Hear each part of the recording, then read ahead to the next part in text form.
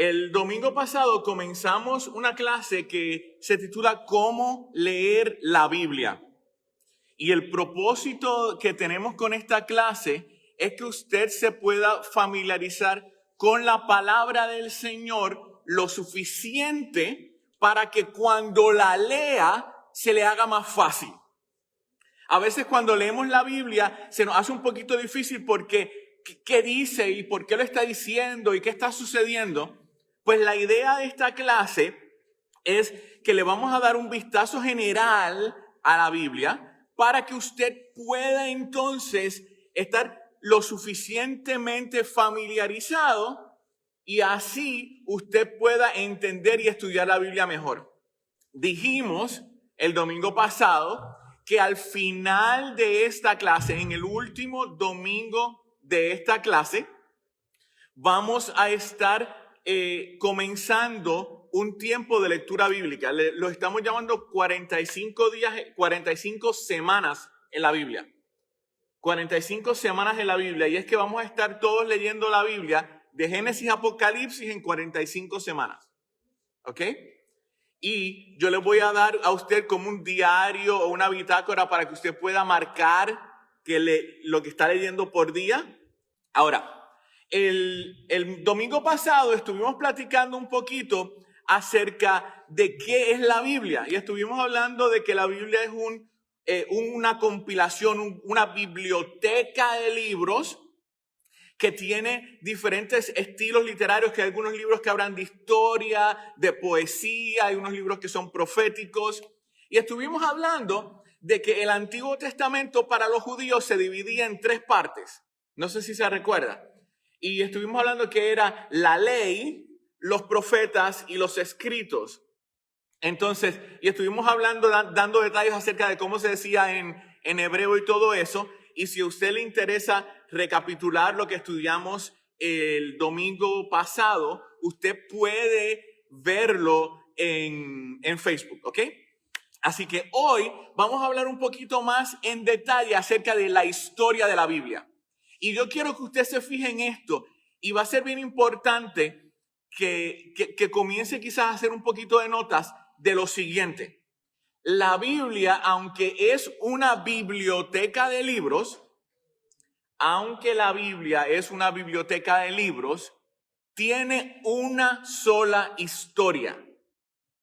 ¿Ok? Así que, ¿cuántas historias tiene la Biblia? Una. Todo lo demás que aparece en la Biblia, todas las otras microhistorias adentro, son parte de una historia grande que cuenta la Biblia. La Biblia no se puede interpretar correctamente si no se interpreta a la luz de la historia grande de la Biblia. Lo voy a volver a decir. La Biblia no se puede interpretar correctamente si no se entiende la historia grande de la Biblia. ¿Ok? Usted no puede interpretar la creación sin entender la historia de la Biblia. Usted no puede interpretar el arca de Noé, la historia del arca de Noé, sin entender la historia de la Biblia. Usted no puede entender lo que hizo Pablo en Hechos sin entender la historia grande de la Biblia. ¿Ok? ¿Por qué? Porque si usted interpreta esas historias solitas, las va a malinterpretar. ¿Ok? Las va a sacar fuera de contexto. Y eso va a ser bien importante. Permítame darle el ejemplo de cómo una historia pequeña dentro de la Biblia se puede malinterpretar bien rápido. Vamos a hablar acerca de la historia de David y Goliat. Entonces, todos nosotros hemos escuchado o a lo mejor hemos leído algún libro que nos explica la historia y que nos dice qué gigante tú tienes de frente. Y nos ponemos a citar, tú vienes contra mí con espada y lanza y jabalí, pero yo vengo contra ti en el nombre del Señor. Y el gigante que está delante de ti, tú lo puedes tumbar. Tú puedes derrotar al gigante. Y suena bien animador, ¿verdad? Como que tú lo puedes hacer, ándale, échale ganas, esfuérzate. Es bien fácil explicarlo así, ¿verdad? Como que, tú puedes hacerlo, tú puedes lograrlo. Y toda la explicación se centra en ti. Y hay libros, y hay gente que ha escrito un montón de libros, ¿cómo vencer a tus gigantes? ¿Verdad? Ahora, no hay nada malo en eso, y en realidad Dios nos da el poder para vencer los obstáculos que enfrentemos en la vida. O sea, yo no estoy diciendo que eso no es cierto, eso es verdad. Lo que estoy diciendo es que eso no es lo que dice la historia de David y Goliat. Porque en la historia de David y Goliat, cuando entendemos la historia grande, ¿sabe qué es lo que nos damos cuenta? Que en la historia grande de David y Goliat, nosotros no somos David. Que en la historia grande de David y Goliat, nosotros somos el ejército de Israel. Que nosotros somos los que estábamos asustados, en miedo, en una esquina, que no podíamos vencer al enemigo. Y que en la historia, en realidad, Goliat es el pecado. Nosotros somos los que no podíamos vencerlo. Y David es Jesucristo. ¿Y cómo usted sabe que David es Jesucristo, pastor? Pues porque la Biblia dice que Jesús era el hijo de David. Y en el Antiguo Testamento, David prefigura en muchas cosas a Jesucristo. Entonces, cuando leemos la historia de David y Goliat a la luz de la historia grande de la Biblia, de repente no se trata de una historia que dice, tú puedes vencer a tu gigante. De repente se trata de la historia de la salvación. Y está diciendo que cuando nosotros no podíamos vencer al pecado, que cuando nosotros no podíamos vencer al gigante, que cuando nosotros pensábamos que estábamos derrotados y destruidos, que cuando nosotros pensábamos que íbamos a terminar de esclavos por toda la vida, se aparece Jesucristo. Se aparece Jesucristo de la nada, alguien que nadie pensó que podía hacer nada por nosotros. Él llega y hace por nosotros lo que nosotros no podíamos hacer. Él va y vence al gigante. ¿Y cómo fue que David venció al gigante? Con la onda. Pero ¿cómo fue que Jesucristo venció al gigante, al pecado? Con la cruz. Pero lo podemos entender así cuando entendemos toda la historia de la Biblia. Entonces puede ver cómo es importante que podamos entender, que tengamos este vistazo general de la historia de la Biblia para poder entenderla mejor y para poder explicarla mejor. Así que, dicho ya eso, vamos a ver estos 6 minutos de este video que nos cuenta en general la historia de la Biblia, ¿ok? Pero por favor, no tome notas ahorita, nada más mírelo y cuando terminen los 6 minutos puede tomar notas porque vamos a hablar un poquito más a fondo. La Biblia es un libro importante, pero es muy largo. Sí, es una colección de muchos libros escritos en un largo periodo de tiempo, pero todos juntos cuentan una sola historia. Entonces, ¿cuál es la historia de la Biblia? Bueno, comienza presentándonos aún hermosamente al autor de toda la realidad, un ser llamado Dios. Y Él tiene el poder de tomar el oscuro caos del mundo no creado y traer orden y belleza, y un jardín lleno de vida. Para coronar este logro, Dios designa a estas criaturas llamadas humanidad. O en hebreo, Adán. Ellos son creados a la imagen de Dios. Lo que significa que están comisionados para gobernar este hermoso mundo en el nombre de Dios, desarrollando todo su potencial y creando todavía más belleza y orden. Esta es una historia de los humanos usando su poder para hacer obras significativas y dadoras de vida. Pero la pregunta es, ¿cómo? Sí, la humanidad ahora se enfrenta a una decisión que se representa con un árbol frutal. Así que los humanos podían asociarse con Dios y encontrar libertad al confiar en su conocimiento del bien y del mal. O podían tomar el poder y definir el bien y el mal por sí mismos, lo que los matará, advierte Dios. Ellos escuchan la voz de una criatura oscura y misteriosa que les dice que la decisión es muy simple. Tomen el fruto, les dará poder y libertad para gobernar el mundo en sus propios términos. Así que ellos escogen este conocimiento y como resultado se vuelven sospechosos y defensivos. Esto lleva a relaciones fracturadas, luchas violentas de poder y eventualmente a una civilización entera, Babilonia. que ha redefinido el mal como bien. Así que Dios dispersa este proyecto humano corrupto. Aquí la historia de la Biblia da un giro importante. Nos acercamos a la historia de un hombre y una mujer que salen de Babilonia, Abraham y Sara. Sí, Dios promete que de ellos surgirá un nuevo pueblo, una nación que tiene otra oportunidad de tomar la decisión correcta. Si tienen éxito, se abrirá un nuevo camino hacia adelante para el resto de la humanidad. Esta es la razón por la que el resto de la historia de la Biblia se trata de esta familia. Y las cosas no salen muy bien. A pesar de la guía personal de Dios, la familia de Abraham se rinde ante la misma tentación, redefinir el bien y el mal en sus propios términos, separados de Dios. Incluso cuando los mejores de entre ellos estaban a cargo, gobernantes que amaban la guía de Dios y tenían sabiduría divina, aún ellos cedieron. Así que Israel fue advertido por sus propios profetas de que estas decisiones los llevarían de nuevo a Babilonia, esta vez como cautivos conquistados viviendo en el exilio. Esto es exactamente lo que sucedió. Así que, incluso con la guía personal de Dios, Israel falla. ¿Quién podría lograrlo? Bueno, los profetas dicen que la historia no ha terminado. Dios enviará un nuevo líder a Israel para cubrir sus faltas y para transformar los corazones y las mentes del pueblo para que puedan tomar la decisión correcta. Así termina la parte de la Biblia llamada Antiguo Testamento, y estas promesas quedan en espera. Y luego la historia bíblica continúa en el Nuevo Testamento.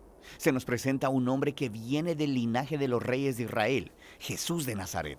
Él dijo que traería el cumplimiento de todas estas promesas. Él confrontó esa maldad oscura y misteriosa a la que toda la humanidad se había rendido y resistió su poder. Luego, él anunció que Dios había llegado para gobernar el mundo a través de él mismo. Jesús enseñó acerca de la definición de Dios del bien y el mal. Él dijo que el verdadero poder es servir a otros. De acuerdo con Jesús, es la gente que ama a los pobres e incluso a sus enemigos. Esta es la clase de gente que verdaderamente gobernará el mundo. Esto es confuso, pero también muy hermoso. Sí, así que eso es lo que dice la historia acerca de Jesús, que Él es Dios hecho hombre para hacer para Israel y para toda la humanidad lo que jamás podríamos haber sido por nosotros mismos.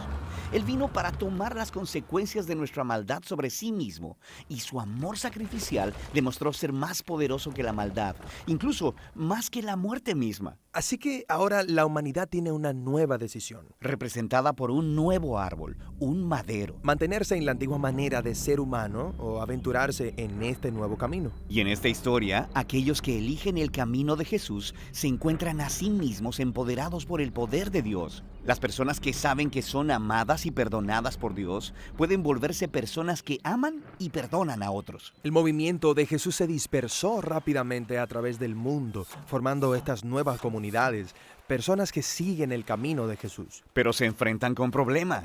Había persecución externa por parte de las personas en autoridad, e internamente había confusión, incluso transigencia. Sí, porque seguir a Jesús es muy difícil. Así que los líderes del movimiento llamados apóstoles escribieron cartas para consolar y desafiar a estas comunidades, para permanecer fieles en el difícil camino de Jesús. Y ellos son llamados a esperar el día en el que Jesús vendrá y cambiará todo. Así que la Biblia termina apuntando hacia el día en el futuro, cuando todo lo malo será corregido, cuando el mal será erradicado, el cielo y la tierra serán unidos y la humanidad podrá gobernar el mundo, juntos en el amor y el poder de Dios.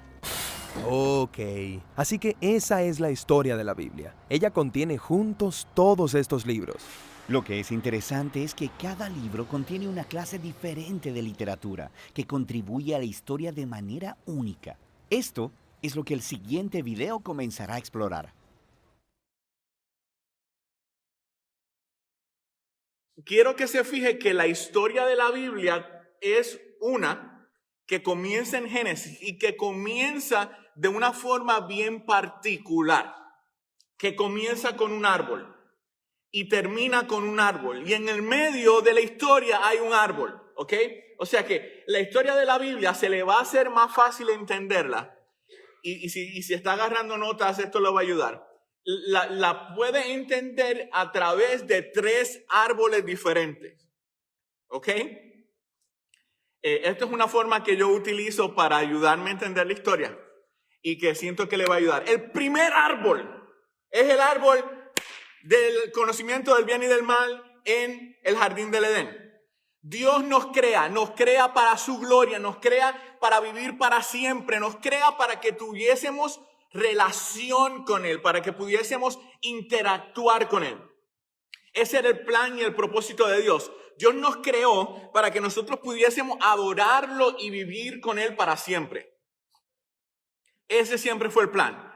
Ahora, ¿qué sucede? Dios quería que nosotros lo siguiéramos. Dios quería que nosotros lo adoráramos, que nosotros nos relacionáramos con Él voluntariamente. ¿Por qué? Porque si yo le digo a usted, usted me tiene que amar y no tiene alternativa, eso no es amor de verdad. Eso es me están obligando. Entonces, para que nosotros pudiésemos amar a Dios con libertad, Dios dice, pues yo tengo que permitirles a ellos escoger algo que no sea yo. Y lo que Dios hace es que escoge un símbolo, un árbol con un fruto que a todas estas no era una manzana. Yo lo escucho diciendo que Adán y Eva se comieron una manzana, usted y yo vamos a tener problemas. ¿Ok? No era una manzana. La Biblia dice que era un árbol frutal, que era un fruto, pero no sabemos cuál era. En mi mente, bueno. Déjenmelo entrar ahí. Entonces, pero Dios le dice, de este árbol no puedes comer. No porque el árbol en sí fuera malo, sino porque era la forma de Dios decirle, tú tienes una alternativa, tú puedes escoger desobedecerme. Entonces el ser humano se vio tentado y peca y decide desobedecer a Dios, decide escoger lo opuesto a Dios al agarrar el fruto. Y cuando decide hacer lo opuesto a Dios y desobedece y peca y se siente que es mejor que Dios, que sabe más que Dios, que tiene más poder que Dios, cuando se revela, la maldad llega al mundo. No el pecado, es la maldad, la cosa más mala del mundo. Que es que se crea la posibilidad de que alguien pueda vivir sin tener una relación con Dios. Y el problema con el pecado, de acuerdo a la historia de la Biblia, es que el pecado se multiplica. Y se multiplica bien rápido. Entonces, el pecado que comenzó con una desobediencia, con comer de un fruto en un momento, sigue creciendo y se vuelve mentira cuando Dios le pregunta, se vuelve asesinato y se vuelve mentira luego con Caín y Abel. Y luego vemos que el pecado sigue aumentando hasta que llega la historia con un señor que se llama Lamec. Y Lamec dice, ¿ustedes se creen que Caín era malo? Si Caín era malo, yo soy 7 veces peor que Caín. Así era como él se identificaba a sí mismo. Y de repente el pecado comienza a aumentar y a aumentar y a multiplicarse hasta que llega un momento donde entramos en lo que nosotros llamamos Babilonia o Babel. Y en esta parte de la historia bíblica, cuando Dios le había dicho al ser humano, ustedes tienen que multiplicarse y llenar la tierra, tienen que irse por todo el mundo y llenar toda la tierra, el ser humano dijo, no. Porque nosotros pensamos que es mejor quedarnos todos juntitos y crear una civilización y crear una nación poderosa, porque en la unión está la fuerza, pues nos quedamos todos juntos. Y Dios les dijo, no, ustedes se van a separar. No, nosotros no vamos a quedar juntos. Es más, vamos a armar una ciudad, una fortaleza y vamos a hacer una torre bien grande que llegue hasta el cielo para que demuestre nuestro poder, porque de aquí no nos mueve nadie. Nosotros vamos a tener un nombre y nos vamos a quedar en el mismo sitio. Y Dios los miró y después de terminar de reírse, porque yo creo que Dios se rió. La Biblia no lo dice, pero yo creo que Dios se rió en ese momento. Como que, no. Y entonces Dios entra, confunde los lenguajes y les dice, no, ahora ustedes se van a dividir como yo quiero. Y en ese momento Dios le dice a la humanidad, quiéraslo o no lo quieras, tú vas a hacer lo que yo te digo. Y se van a dispersar por todo el mundo. Y todos hablaban un idioma diferente.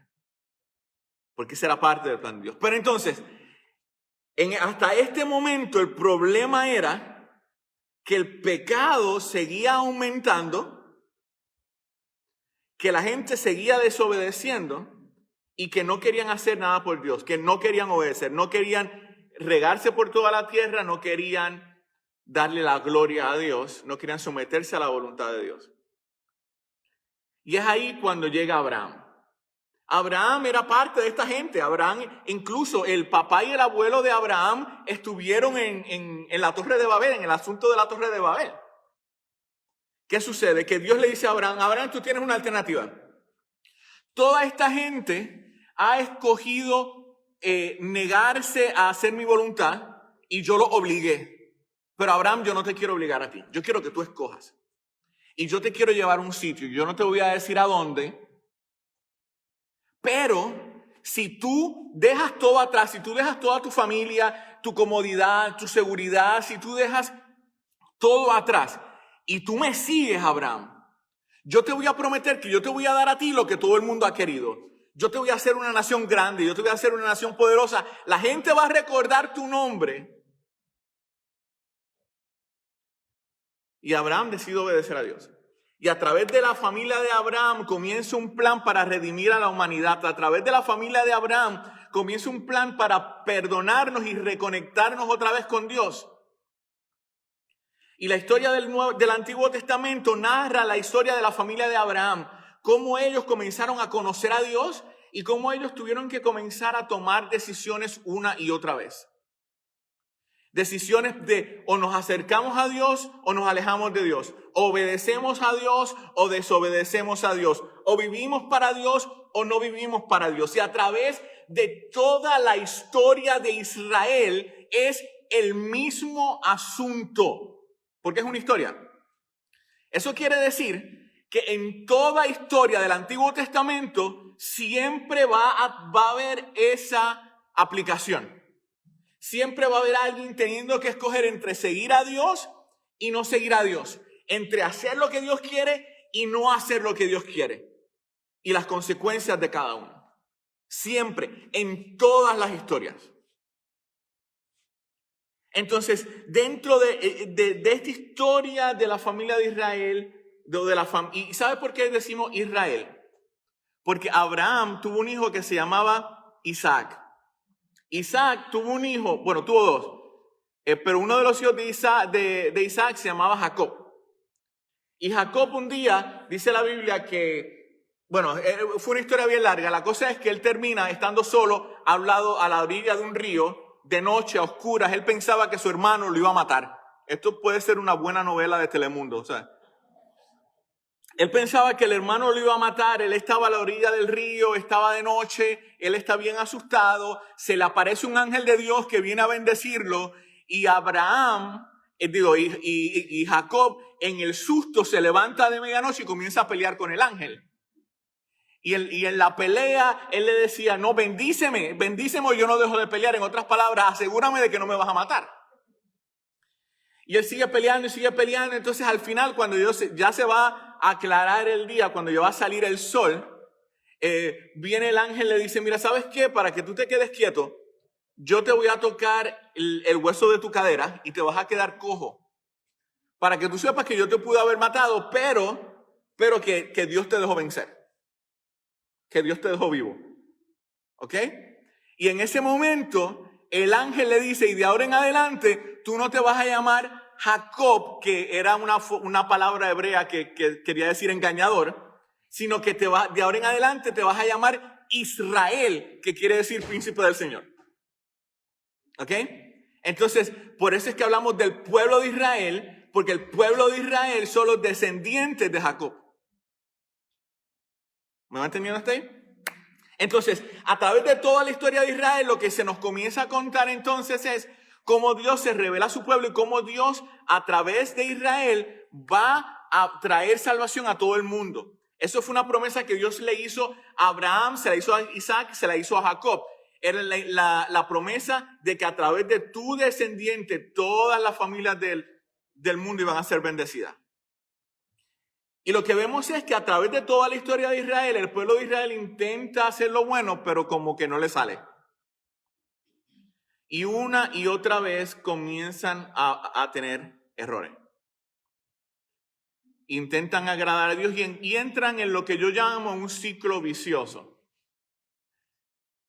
Dios los bendice, ellos se sienten bien cómodos porque Dios los está bendiciendo, pecan, sufren las consecuencias de su pecado, Dios los llama a arrepentirse, se arrepienten, Dios los bendice y vuelve.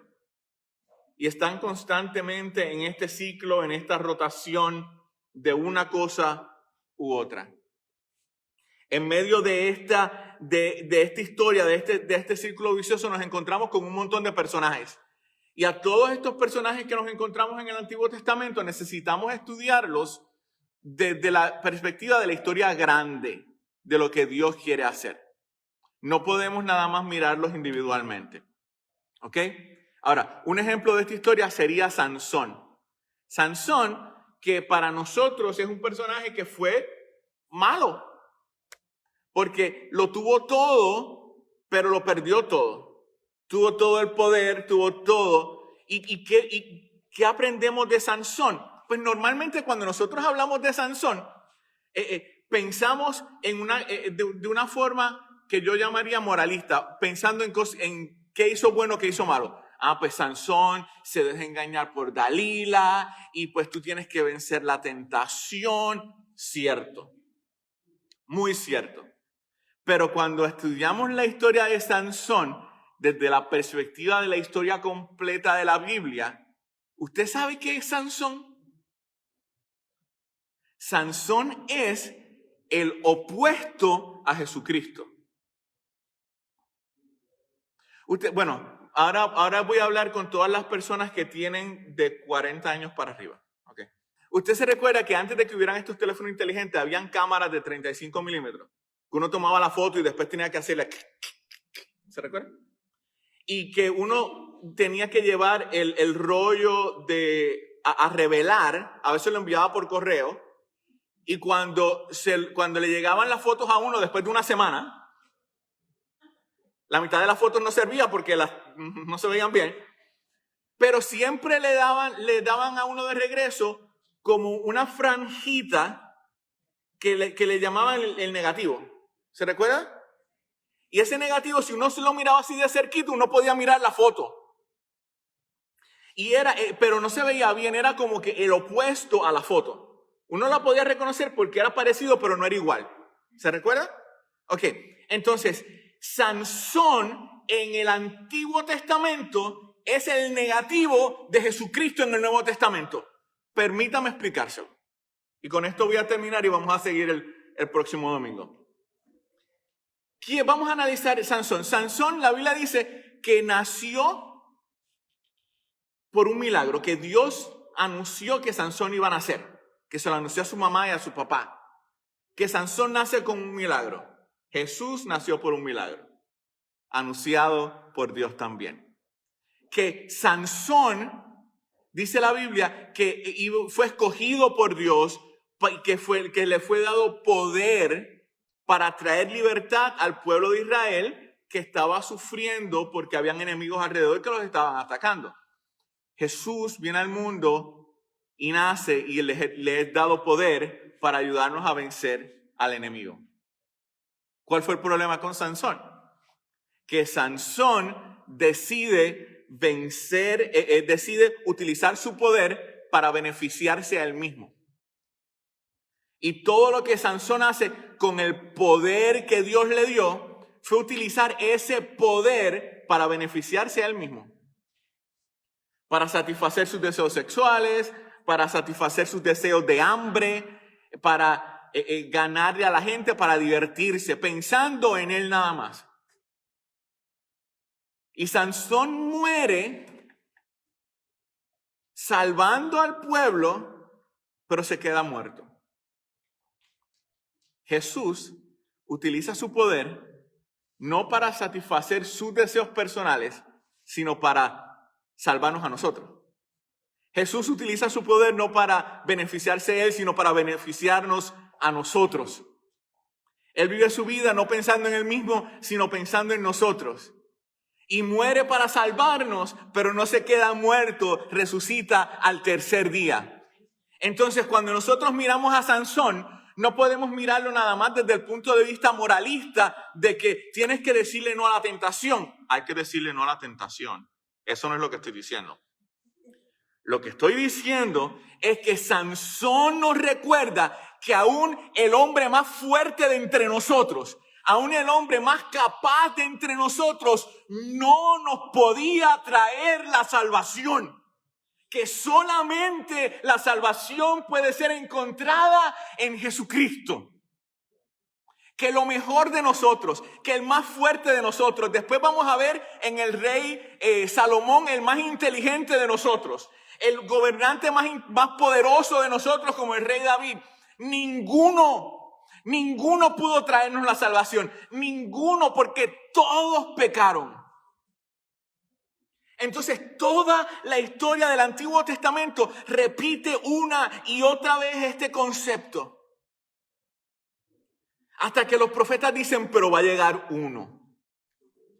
Va a venir uno que va a ser más grande que Moisés. Va a venir uno que va a ser más grande que David. Va a venir uno que sí nos va a poder rescatar. Y a ese uno lo llamaban el ungido. En hebreo, Mesías. O en griego, Cristo. Y ese ungido va a hacer por nosotros lo que nadie ha podido hacer. Ese ungido nos va a rescatar, nos va a salvar, va a traer libertad. Y ahí es donde encontramos el segundo árbol, la cruz. Entonces, para poder entender lo que hizo Jesús, necesitamos entender que la historia de Jesús, que el Nuevo Testamento es la continuación de lo que decía el Antiguo Testamento. Que Jesús es ese Mesías, ese Salvador, ese ungido que viene a cumplir la profecía del Antiguo Testamento. Ahora, ¿por qué le dicen a Jesús el ungido? ¿Por qué le dicen a Jesús el Mesías? Bueno, déjeme explicarle porque esto tiene su significado. En el Antiguo Testamento solamente se ungían a 3 tipos de personas: profetas, sacerdotes y reyes. Y cuando se ungían, no ungían como nosotros ungimos hoy en día, que es que nosotros agarramos un botecito de aceite, le hacemos así y después te hacemos una crucecita así en la frente. No es. Nosotros antes no jugaban así. Antes agarraban un cuerno de carnero, que era una cosa como así de grande, lo llenaban de aceite, te decían ahí, híncate, arrodíllate. Y cuando ya estabas ahí, te lo derramaban completo sobre ti. Y te cubría todo. Imagínese que debía ser horrible. O sea, todo así derramado. No, hombre. Y después en el desierto, porque eso era Israel, o sea, eso era caliente. Eso uno frito terminaba, parecía pollo. Pero cuando eso ocurría, en el momento que alguien era ungido y que se le derramaba ese cuerno de aceite sobre esa persona delante de la comunidad, en ese momento toda la comunidad entendía que Dios le había dado poder, que Dios le había dado autoridad a esa persona para gobernar, para mandar, para hacer algo. Entonces, cuando la Biblia habla de esta persona que iba a llegar para que nosotros pudiésemos ser salvos, lo presentan como el ungido porque lo presentan como la persona a quien Dios escogió, la persona a quien Dios le dio el poder, la persona a quien Dios le dio la autoridad, la persona a quien Dios le dio la capacidad para traer salvación, para traer libertad, para gobernarnos. Entonces, el ungido se trataba de una persona que fue escogida por Dios. El Mesías no era cualquier persona, era una persona escogida por Dios para traer libertad, para traer salvación, para traer vida. Ahora, lo que nadie se sospechaba era lo que el Mesías iba a hacer o quién iba a ser. ¿Sabe por qué? Porque en la época de antes el Mesías era visto, la gente pensaba que el Mesías iba a ser una persona como Moisés, un ser humano. Lo que nadie se pensó es que el Mesías iba terminando a ser Dios mismo hecho hombre. Entonces en el Nuevo Testamento lo que vemos es a Dios mismo hacerse hombre en Jesús y venir a ser ese Mesías, a ser ese Salvador que trae restauración. Y la trae, como nos decía el video, al presentarnos un árbol nuevo. Porque cuando a la humanidad le presentaron el árbol de la ciencia del bien y del mal en Génesis, nosotros escogimos el mal. Pero ahora Jesucristo nos presenta otro árbol, la cruz. Y nos dice, ahora tú tienes la oportunidad de volver a escoger. Si tú sigues mi camino, si tú sigues el plan de Dios o si no lo sigues. Hay otro árbol que nos permite escoger. Entonces, la historia del resto del Nuevo Testamento es la historia de la gente que ha escogido seguir a Jesús. Es la historia de los seguidores de Jesús, es la historia de la iglesia. Y es la historia de la iglesia que eran seres humanos. Y mire, déjeme decirle algo, y de esto vamos a hablar un poquito más el domingo que viene. La iglesia desde el principio no era perfecta. La iglesia desde el principio tuvo un montón de problemas y había un montón de chismes. Y no se pierda la clase del domingo que viene, vamos a hablar de unos chismes bíblicos bien buenos. ¿Ok? Acerca de la iglesia primitiva, usted no, de la iglesia original, no se la quiere perder. Desde el principio no había problemas, pero entonces los apóstoles comenzaron a escribir cartas para clarificar, para enseñarle a estos cristianos cómo vivir para Jesucristo en el momento donde estaban viviendo. Cartas para recordarle a la iglesia algo que yo creo que Dios nos quiere recordar a nosotros hoy. Algo que dije el domingo pasado y que lo voy a volver a decir hoy. Que el cielo no es el final, que la tierra no es el final. Apocalipsis 21 y 22 dice que el final de las cosas es cuando Dios va a recrearlo todo, que Dios va a hacer todo nuevo, que Dios va a hacer la tierra nueva, el cielo nuevo, que nosotros vamos a resucitar, que los que están muertos en Cristo van a resucitar y que va a ser algo tan glorioso que las normas de lo que nosotros tomamos como normal no van a aplicar. Que va a haber tanta paz que la forma poética que los profetas decían era que el león y el cordero se van a sentar juntitos. Que el cordero no va a tener miedo que el león se lo coma. Porque va a haber tanta paz. Que va a haber tanta paz que las armas las vamos a derretir y vamos a hacer con ellas instrumentos para arar la tierra. Que en el futuro, en este cielo nuevo y en esta tierra nueva, nosotros vamos a poder vivir y con nuestra familia, con nuestros seres queridos, vamos a poder adorar a Dios, vamos a poder reinar con Jesucristo y que va a ser tan y tan glorioso, y esta es la parte que a mí más me encanta, que no vamos a necesitar ni sol, ni luna, ni estrellas, ni nada de esas cosas. Porque la presencia de Dios va a ser tan poderosa que lo va a alumbrar todo. Todo. Usted va a necesitar estas cositas para topar las ventanas si usted quiere dormir, porque va a haber luz todo el tiempo, porque vamos a estar en la mismísima presencia del Señor. Es en ese momento, la historia de la Biblia termina cuando se cumple la oración que Jesús hizo hace 2000 años atrás. ¿Se recuerda cuál fue la oración que Jesús hizo? La oración modelo. Señor, que se haga tu voluntad en la tierra como ¿dónde? Vénganos tu reino, hágase tu voluntad en la tierra como en el cielo. Y en Apocalipsis 21 y 22, al final de la historia, eso es exactamente lo que ocurre. Ocurre que, ¿sabe qué es lo que dice la Biblia? Que la nueva Jerusalén desciende del cielo como una novia bien vestida para su novio. Y el reino de Dios, se hace la voluntad de Dios en la tierra como en el cielo, porque el reino de Dios vino a la tierra. Entonces, el final de la historia no es que vamos a terminar nosotros con arpitas en una nube cantando. No es eso. Y no es como me dijo un pastor amigo mío. Hace años, yo recuerdo estar en un servicio con él y él dice, Si usted está cansado de adorar, yo no sé qué le va a hacer en el cielo, porque eso es todo lo que vamos a estar haciendo. El cielo va a ser un servicio que no va a terminar y yo estoy dentro de mi mente, yo no quiero ir para el cielo. Entonces,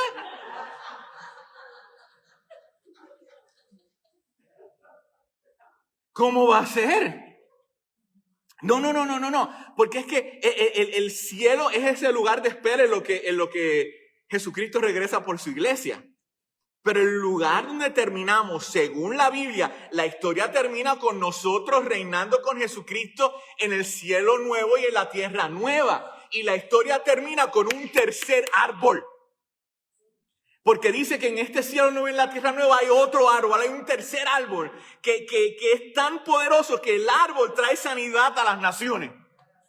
Que es un árbol de sanidad, que es un árbol de restauración, que es un árbol de vida, que el mismo árbol tiene diferentes tipos de frutos, porque es la restauración de todo lo que el pecado arruinó.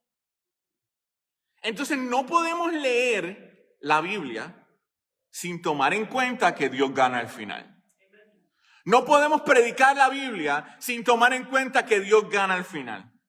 Que esa frase que Pastor Brooks usa y que yo uso no es un cliché. Que lo mejor está por venir. Yo no estoy hablando de que lo mejor está por venir en el 2021. Estamos hablando de que lo mejor está por venir porque todavía no hemos llegado al cielo nuevo y a la tierra nueva. Que lo mejor está por venir porque vamos a pasar la eternidad con Jesucristo. Por eso es que lo mejor está por venir. Porque entendemos cuál es la historia grande de la Biblia.